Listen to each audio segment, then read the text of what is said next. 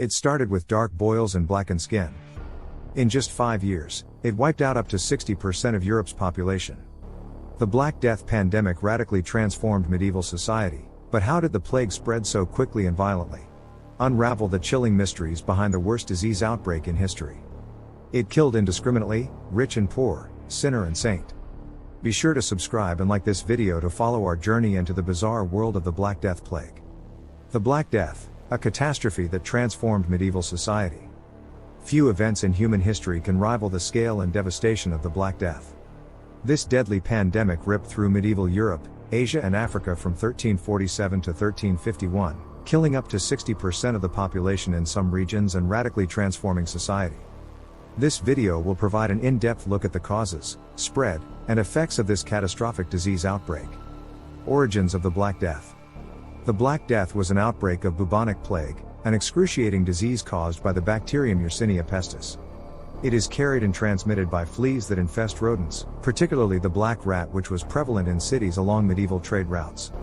The plague likely originated somewhere in Asia over 2,000 years ago before spreading west along trade networks.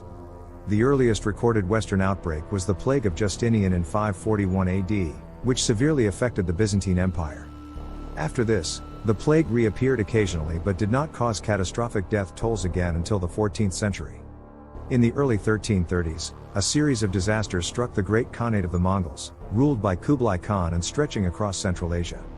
A key trading post in the Black Sea reported being besieged by disease, along with rumors of a mass die-off in the east.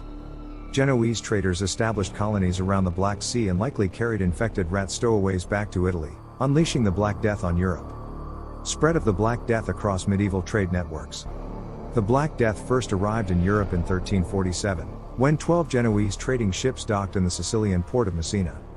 Almost immediately, many sailors displayed mysterious black boils on their bodies, an unmistakable sign of the plague. Authorities ordered the ships out of harbor, but it was too late, the disease had reached the island. Within 5 years, it devastated the Italian peninsula and surged across Europe.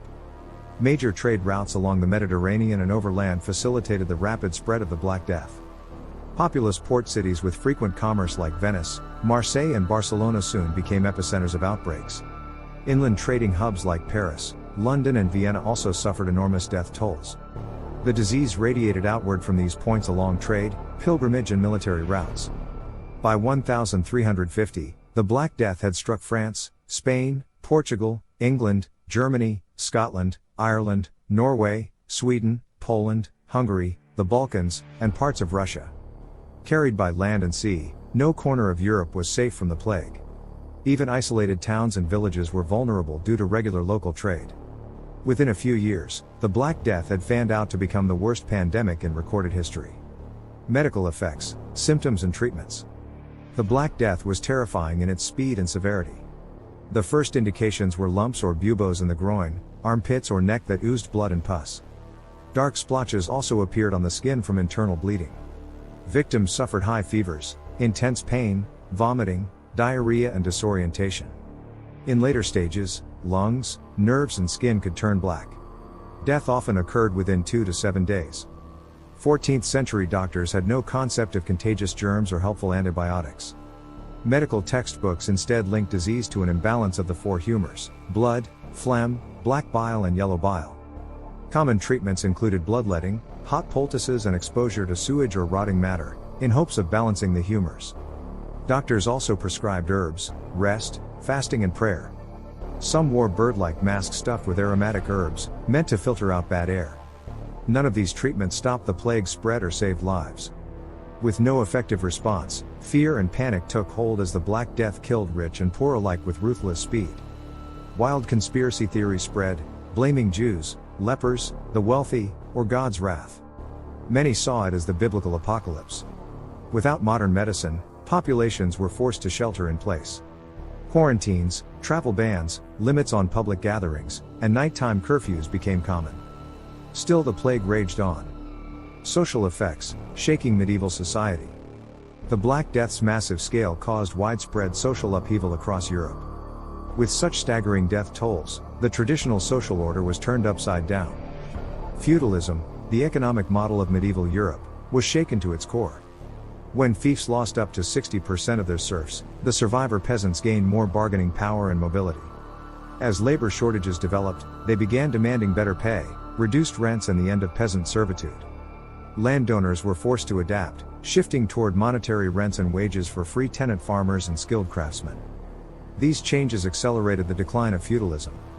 The church, the era's other dominant institution, also suffered a major blow. So many clergy died that there were clergy shortages for decades. Discontent grew with the church's inability to explain or ameliorate the plague.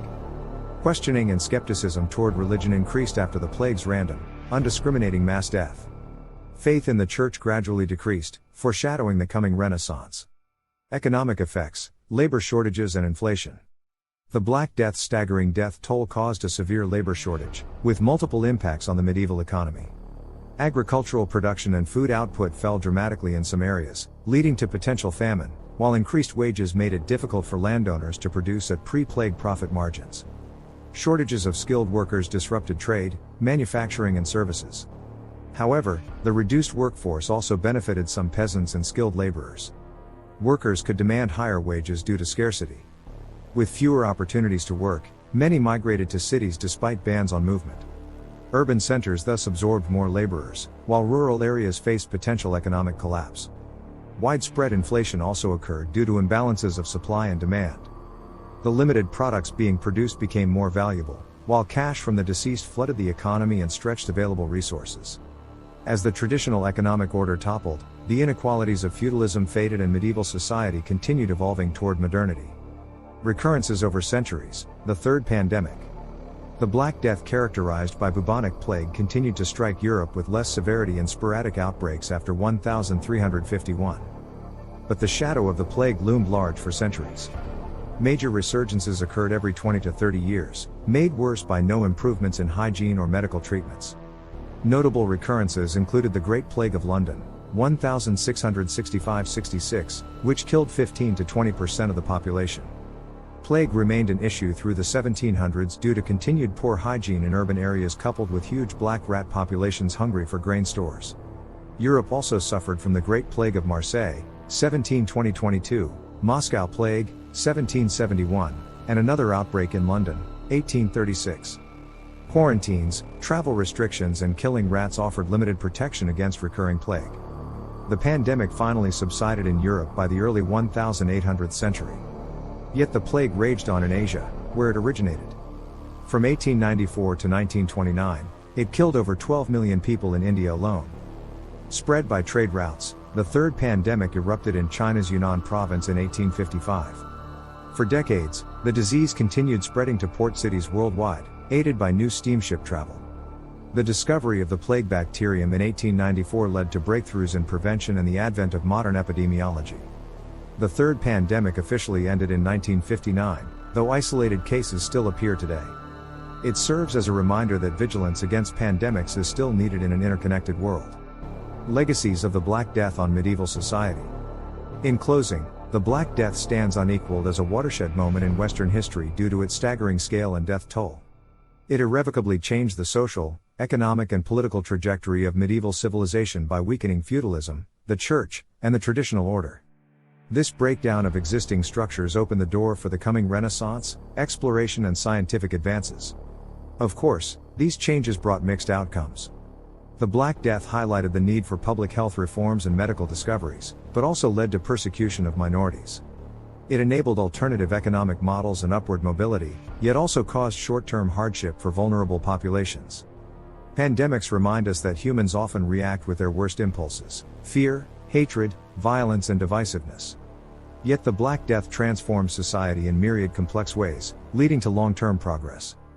Perhaps this pandemic's lesson is that out of devastation and loss can ultimately come rebirth and renewal, as humanity's resilience overcomes even its darkest hours. Our shared bonds in facing these universal human trials can break down social barriers and enable new ideas to flourish. With vigilance and compassion, we continue moving forward.